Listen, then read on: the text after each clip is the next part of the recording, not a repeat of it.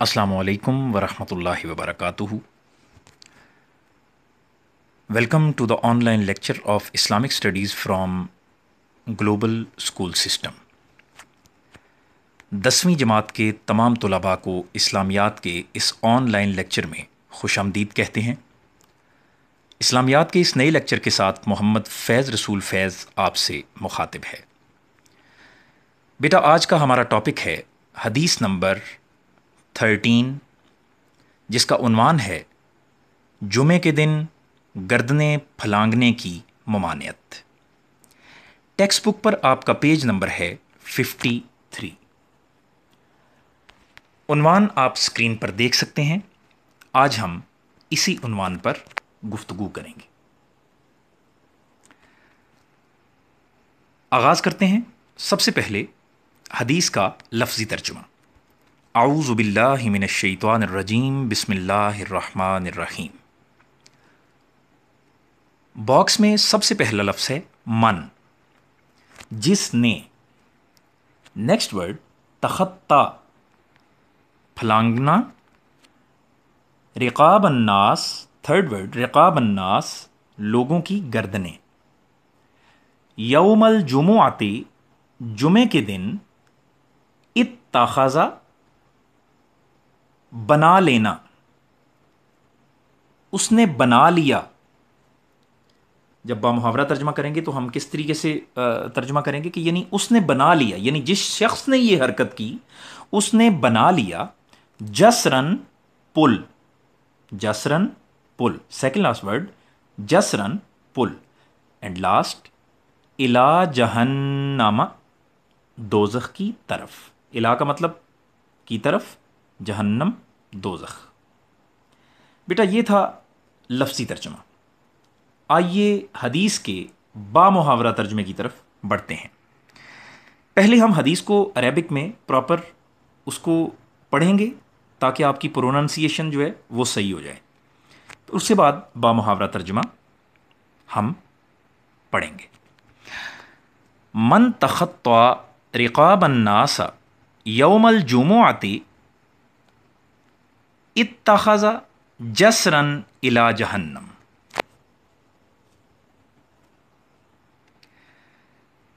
जो शख्स जुमे के दिन लोगों की गर्दनों पर से फलांग कर गया, गोया उसने जहन्नुम की तरफ पुल बनाया। यह था इस हदीस का बामुहावरा तर्जुमा। अब इसकी तशरीह की तरफ बढ़ेंगे और ये बताने की कोशिश करेंगे आपको कि ये हदीस मुबारका किस लिए बयान की गई, क्यों बयान की गई, और इसके फ़वाइद क्या हैं, और जब हम ऐसा अमल करने से बाज रहेंगे तो हमें क्या क्या अजर मिलेगा। आइए हदीस की तशरीह से समझने की कोशिश करते हैं। हदीस मुबारका की तशरीह दर्ज झैल है। सबसे पहले बेटा, इस हदीस मुबारका में हमें जिस बात से मना किया गया है और जो वईद सुनाई गई है कि जो ऐसी हरकत करेगा वो ये समझ ले कि उसने दोज़ख की तरफ क्या बनाया है, पुल बना लिया। और पुल किस चीज़ का काम करता है बेटा, सबसे पहले हमें यह समझना होगा। पुल एक किनारे को दूसरे किनारे से मिलाने का काम करता है। यानी अगर आपने ऐसी हरकत की तो आपका यह किनारा अगर महफूज है तो दूसरा किनारा गैर महफूज इस तरह हो जाएगा कि आप जो पुल बना रहे हैं आप महफूज मकाम से दूसरी तरफ चले जाएंगे, यानी गैर महफूज मकाम की तरफ चले जाएंगे। और वो गैर महफूज मकाम क्या है, यानी जहां पर आप फिर महफूज नहीं रह सकते, वो है दोज़ख। ठीक है। पुल आपका ये जो काम है, ये हरकत है कि जब आप जुम्मे के दिन लोगों की गर्दनों को फलांग कर आगे जाकर बैठेंगे तो आपको ये वबाल आपके ऊपर आ सकता है, इसलिए इससे मना किया गया है। तो आइए देखते हैं कि इसमें बेसिक वजह क्या है। सबसे पहले आदाब जुमा आपको स्क्रीन पर नजर आ रहा है। आदाब जुमा हमारी पहली हेडिंग है। इस हदीस मुबारका में हमें आदाब जुमा के बारे में बताया जा रहा है कि नमाज जुमा की अदायगी के लिए देर से आने वाले हजरात जब दूसरे लोगों की गर्दनों को फलांग कर आगे जाने की कोशिश करते हैं تو اس سے باقی نمازیوں کو تکلیف ہوتی ہے. کیسے؟ مثلا جب آپ آگے جائیں گے تو کسی کو آپ کا پاؤں لگے گا، ٹھیک ہے، کسی کے سر کو آپ کا پاؤں ٹچ ہو سکتا ہے، کسی کے کمر کو آپ کا گھٹنا ٹچ ہو سکتا ہے، کیونکہ آپ ایک تو لیٹ آ رہے ہیں، ایک تو آپ ٹائم پر نہیں آئے، اور اب آنے کے بعد آپ پہلی صف میں جانے کی کوشش کر رہے ہیں. تو انتہائی برا عمل ہے یہ، اور آداب جمعہ کے خلاف ہے. جمعے کے آداب کا تقاضا یہ ہے کہ یہ جو تکلیف آپ لوگوں کو دیتے ہیں، اگر آپ اس سے باز رہیں گے تو اللہ آپ کو بہت زیادہ اجر عطا فرمائے گا. اور اس کا الگ اجر ہے، یعنی ایک تو آپ مسجد میں آئے ہیں اس کا الگ اجر ہے، لیکن یہ جو آپ نے لوگوں کو تکلیف سے بچایا ہے اس کا اجر بھی آپ کو الگ دیا جائے گا. رائٹ؟ اور یہ ایسی تکلیف ہے کہ یہ گناہ کا باعث ہے. یہ چھوٹی موٹی تکلیف نہیں ہے کہ آپ اس کو سمجھیں کہ شاید یہ نارمل کوئی تکلیف ہے، ایسا نہیں ہے، بلکہ یہ ایسا تکلیف دہ عمل ہے جس کو نبی پاک صلی اللہ علیہ وآلہ وسلم نے ناپسند فرمایا ہے. اوکے؟ تو اس لیے آداب جمعہ کا تقاضا یہ ہے کہ دیر سے، پہلی تو بات یہ ہے کہ آپ دیر سے نہ آئیں. آداب جمعہ یہ ہے کہ آپ دیر سے نہ آئیں، لیکن آپ اگر دیر سے آئے ہیں تو اب آپ دوسروں کو تنگ نہ کریں، بلکہ دیکھیں جہاں جگہ خالی ہے، جہاں جگہ موجود ہے وہاں بیٹھ جائیں. اس کا اجر اللہ رب العالمین آپ کو عطا فرمائے گا. اوکے بیٹا، let's move on next slide. ہماری نیکسٹ ہیڈنگ ہے یوم جمعہ کی اہمیت. آئیے دیکھتے ہیں جمعے کے دن کی فضیلت کیا ہے، اہمیت کیا ہے، امپورٹنس کیا ہے. جمعے کا دن اللہ کے نزدیک تمام دنوں سے افضل بھی ہے اور مبارک بھی ہے. اس دن، اچھا وجہ کیا ہے؟ اس دن حضرت آدم علیہ الصلاۃ والسلام کو پیدا کیا گیا، اسی دن وہ دنیا میں اتارے گئے، اسی دن ان کی توبہ کو قبول کیا گیا. اس وجہ سے اس دن کا جو مقام ہے، مرتبہ ہے، وہ بہت بلند ہے، اور یہ دن بہت اہمیت کا حامل ہے، فضیلت اس کو حاصل ہے. اور نبی کریم صلی اللہ علیہ وآلہ وسلم نے جمعے کے دن کو تمام دنوں کا سردار بھی کہا ہے. ٹھیک ہے بیٹا، تو آئیے آگے بڑھتے ہیں اپنی اگلی ہیڈنگ کی طرف. پہلے ہم نے کیا پڑھا؟ آداب جمعہ. اب ہم، چونکہ جمعے کے دن جب آپ مسجد میں داخل ہوتے ہیں تو وہاں لوگ موجود ہوتے ہیں، تو وہ ایک مجلس کی شکل اختیار کر لیتا ہے وہ سارا ماحول. کیوں؟ کیونکہ لوگ آتے ہیں، بزرگ موجود ہیں، بچے موجود ہیں، بوڑھے موجود ہیں، جوان موجود ہیں، نوجوان موجود ہیں، ٹھیک ہے، ہر قسم کا جو شخص ہے وہ وہاں موجود ہے، تو وہ ایک مجلس ہے. ٹھیک ہے، تو مجلس کے بھی کچھ آداب ہوتے ہیں. ٹھیک ہے، اور وہ مجلس جو مسجد کے اندر موجود ہے اس کے تو پھر آداب اس عام مجلس سے بھی زیادہ ہوں گے. تو مجلس کے آداب میں بیٹا یہ چیز شامل ہے کہ مجلس میں کوئی بھی ایسا عمل نہ کیا جائے جو کسی مسلمان بھائی کی اذیت کا باعث بنے. حالانکہ اس حدیث میں تو ہم صرف یہ ڈسکس کر رہے ہیں کہ کسی کی گردن کو پھلانگ کر آپ آگے نہ جائیں، لیکن اس کے علاوہ بھی اور بھی بہت سے عمل ہیں. یعنی اونچی آواز میں کسی کے ساتھ جو ہے وہ برے الفاظ کہنا، یہ بھی تکلیف کا باعث ہے. اونچی آواز سے گفتگو مسجد میں جو ہے وہ لڑائی جھگڑے کی نیت سے کرنا، یہ بھی غلط بات ہے. تو بیٹا یہ یہاں پر ہاں اللہ کا ذکر آپ اونچی آواز سے کر سکتے ہیں، رائٹ؟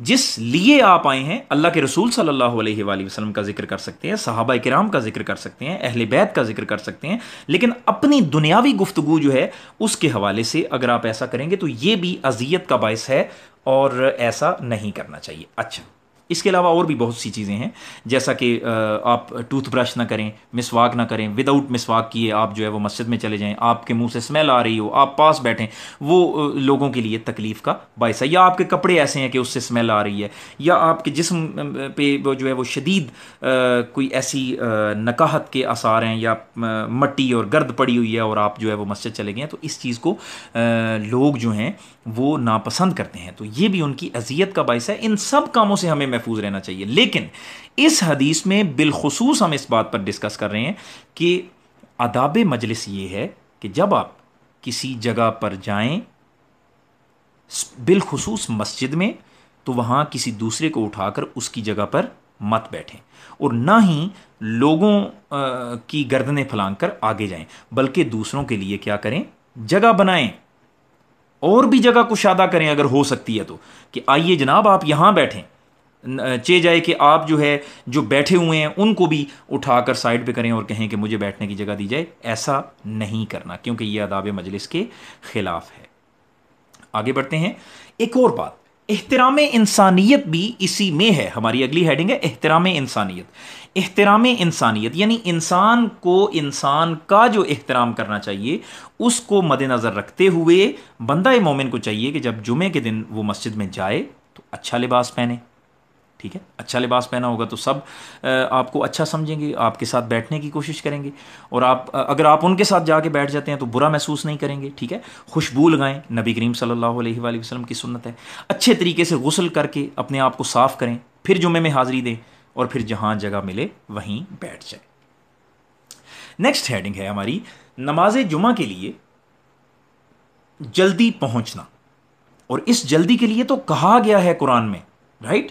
قرآن میں یہ کہا گیا ہے کہ جب نماز جمعہ کے لیے جو پہلی اذان ہو جاتی ہے تو آپ اپنا کاروبار بند کر دیں، وہیں روک دیں اس کو، اور کدھر چلے جائیں؟ نماز جمعہ کے لیے آپ چلے جائیں، رائٹ. تو نماز جمعہ فرض عین ہے. نماز جمعہ کے لیے جلدی پہنچنا یہ بھی فرض ہے. اس کی ادائیگی کے لیے جلدی سے مسجد میں جانا ہمارے لیے فرض قرار دیا گیا ہے. اس لیے جتنا جلدی ہو سکے بیٹا ہمیں اللہ کے گھر میں جانا چاہیے، اور اسپیشلی جمعے کے وقت ہمیں بالخصوص جو ہے وہ جلدی جانا چاہیے کیونکہ اس کا بہت زیادہ ثواب ہے. اور آپ نے سن رکھا ہے کہ جو بندہ پہلی صف میں جا کے بیٹھتا ہے اس کو سب سے بڑی قربانی کا ثواب دیا جاتا ہے، اور زیادہ اجر و ثواب اس کو عطا فرمایا جاتا ہے. آگے بڑھتے ہیں بیٹا. لاسٹ ہیڈنگ ہے ہماری گردنیں پھلانگنے کا وبال. اس کے بعد ہم عملی زندگی سے تعلق جو ہے وہ پڑھیں گے. بیٹا جو شخص بھی گردنیں پھلانگتا ہے، چاہے وہ کسی بھی طبقے سے تعلق رکھتا ہو، کسی بھی عہدے سے تعلق رکھتا ہو، بہت امیر کبیر ہو، اس میں بالکل کوئی گنجائش نہیں ہے، کیونکہ وہ احترام انسانیت کی خلاف ورزی کر رہا ہے، اور اس کا گناہ اتنا زیادہ ہے کہ جو ایسا کرے گا، جو یہ جرم کرے گا، یہ جرم اس آدمی کو جہنم کا حقدار بنا دیتا ہے. اس لیے ہمیں چاہیے کہ ہم اس کام سے بچیں، جہاں بھی جگہ ملے وہاں بیٹھ جائیں. اوکے جی، عملی زندگی سے تعلق دیکھ لیتے ہیں. بیٹا بہت ہی پیاری حدیث کا اس حدیث کا مفہوم اور تشریح آپ نے سمجھنے کی کوشش کی. اب اس کا پریکٹیکل لائف سے کتنا گہرا تعلق ہے، آئیے اس پہ بات کرتے ہیں. درج ذیل حدیث مبارکہ میں ہمیں بہترین سبق عطا کیا گیا ہے، وہ یہ ہے کہ نماز جمعہ ہو، عیدین ہو، یا کوئی بھی محفل اجتماع ہو، اللہ کے ذکر کا کوئی اجتماع ہو، نبی پاک صلی اللہ علیہ وآلہ وسلم کی نعت پاک پڑھنے کے حوالے سے بات ہو، تلاوت کلام پاک کے حوالے سے کوئی مجلس ہو، اہل بیت کا ذکر کرنے کے حوالے سے کوئی مجلس ہو، صحابہ کرام کا ذکر کرنے کے حوالے سے کوئی مجلس ہو، اللہ کے ولیوں کا ذکر کرنے کی جو ہے کوئی مجلس ہو، وہاں جب آپ جائیں تو کیا کریں؟ جہاں جگہ ملے وہاں بیٹھ جائیں. یہ آپ کا عمل آپ کو دل کا سکون عطا فرمائے گا اور جہنم کی آگ سے بچائے گا. اور لوگوں کی گردنیں مت پھلانگیں، ٹھیک ہے؟ کیونکہ جب آپ ایسا کرتے ہیں تو ان کو اذیت پہنچتی ہے. اس لیے ہمیں چاہیے کہ ہم نہ تو لوگوں کی گردنیں پھلانگیں تاکہ کسی کو اذیت نہ پہنچے، اور اگر یہ اذیت ان کو پہنچی تو یہ گناہ کا باعث ہوگا. اللہ تعالیٰ ہم سب کو اس گناہ سے محفوظ فرمائے. اوکے بیٹا، اسی حدیث کے مختصر سوالات جو آ سکتے ہیں، جو کہ ممکنہ سوالات ہیں، جو کہ آنے کا چانس بن سکتا ہے، اس پہ ہم بات کرتے ہیں. کویسچن نمبر 1 اسی حدیث مبارکہ سے. آداب جمعہ کی فضیلت پر ایک حدیث مبارکہ کا ترجمہ لکھیں. آداب جمعہ کی فضیلت، تو حدیث مبارکہ کا ترجمہ، اسی حدیث کا آپ ترجمہ لکھیں گے کہ جو شخص جمعے کے دن لوگوں کی گردنوں پر سے پھلانگ کر گیا، گویا اس نے جہنم کی طرف پل بنایا. آگے بڑھتے ہیں. کویسچن نمبر 2، نماز جمعہ کو اس کے پورے آداب کے ساتھ ادا کرنے کا اجر و ثواب کیا ہے؟